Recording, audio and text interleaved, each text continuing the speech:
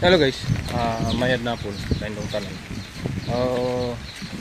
Sapon nga dyan ako ay apply schedule bisita dito sa mong backyard Calamansi Farm. So medyo banguran na no. So nagpayong ako kasi nga bawal magkasakit. Pero sarig ako nga mabasog akong immune system tingid nga ako ay kakalaman si Diyos.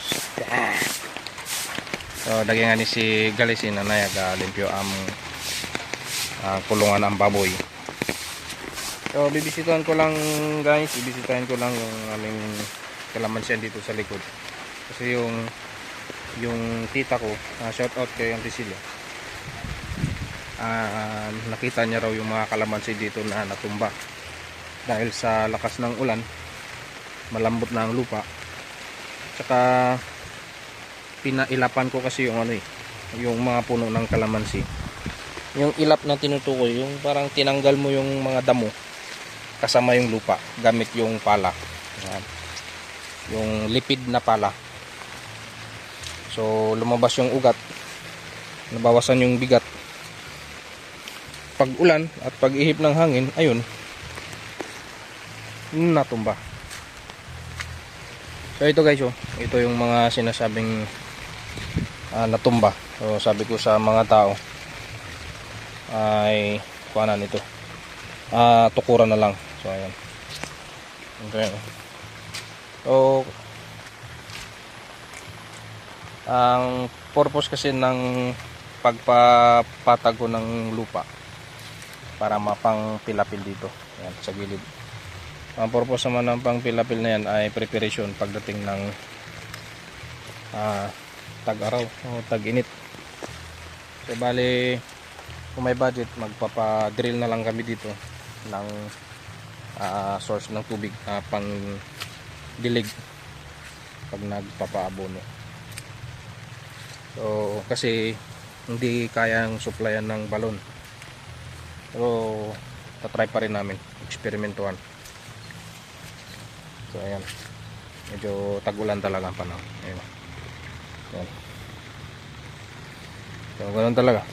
And update na rin sa presyo ng kalamansi ngayon.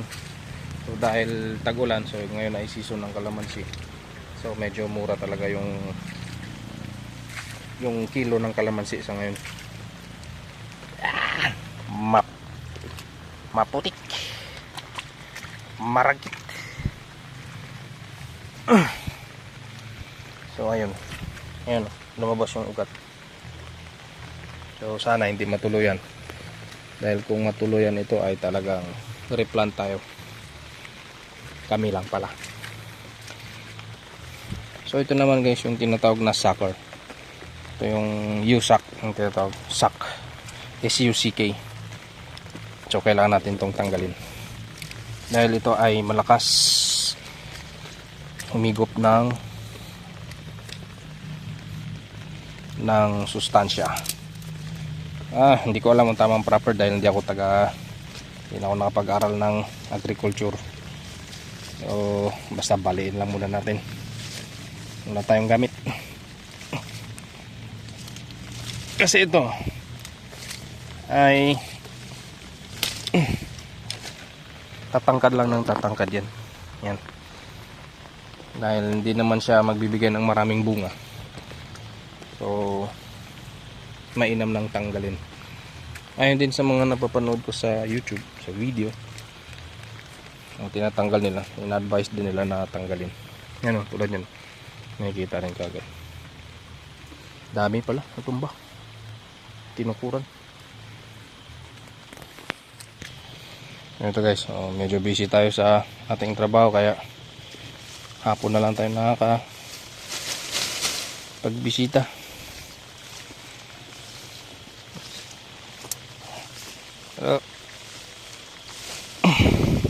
Ayaw, tanggal. Ayan guys, tanggalan natin. Yung tamang procedure talaga dapat may dala kang gulok or itak. Ayan. So Yan, halos matatapos na nila yung pagpilapil fights na to. Kunting repair na lang.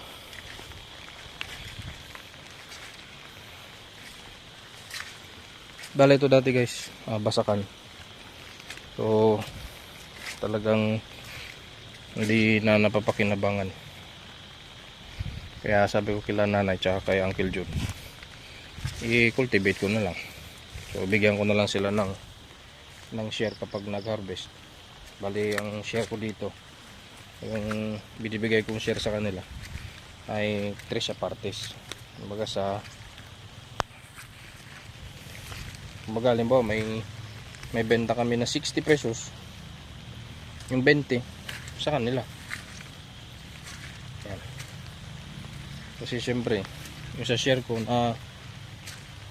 20, and then yung 20 para sa expenses, labor, mga pampalinis natin, yan, maintenance.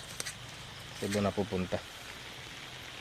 So at least kahit pa paano may income sila, kahit di na sila mamumroblema. So yan.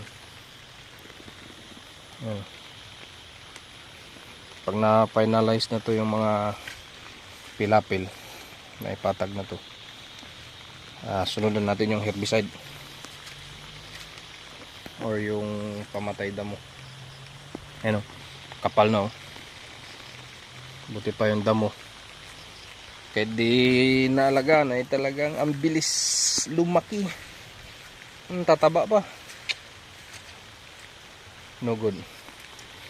So bali itong mga ka-farmers ay may mga bunga pang natitira. Actually mga August, September siguro ito. Kasagsagan na ng mura ng bilihan dahil sa sobrang dami na ng supplies. Meron kasing mga sabihin natin mga farm owners o may mga tanim din na kalamansi. Siyempre dahil sa kailangan ng pera, sa hirap ng buhay, talaga binababa na lang nila ang presyo para mabilis maubos. So ganun ang realidad. Instead na makipagsabayan ka sa mga presyohan, bababaan na lang nila para mabilis maubos.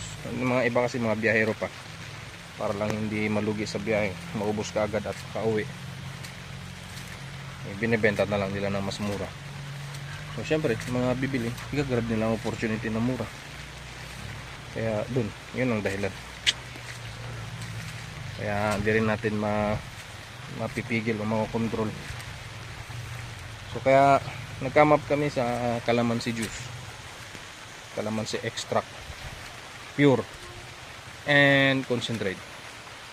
So sa ngayon ay inaaral na lang namin, or inaantay ko yung response ng taga FDA, DTI rather, yung kasi sabi meron daw talagang tamang timpla sa concentrate, kung ilan yung percentage ng sugar and pure. So baka bukas tawagan ko para malaman natin. And yun lang, sana sa ibang area makabisita rin ako. And kasalukuyan nga pala ako nagpapa-spray din ng herbicide doon sa isang area, sa Kanyugan, dating Kanyugan. So sana tumalab kahit maulan. So yun lang muna guys ang aking update sa aming mumunting calamansi farm. So antabay lang po. So sana hindi bahain, sana ulan-ulan lang, and sana walang mamatay sa mga tanim natin, para more plants, more fruits, more blessings. Yun naman na guys ang aking update. Bye bye.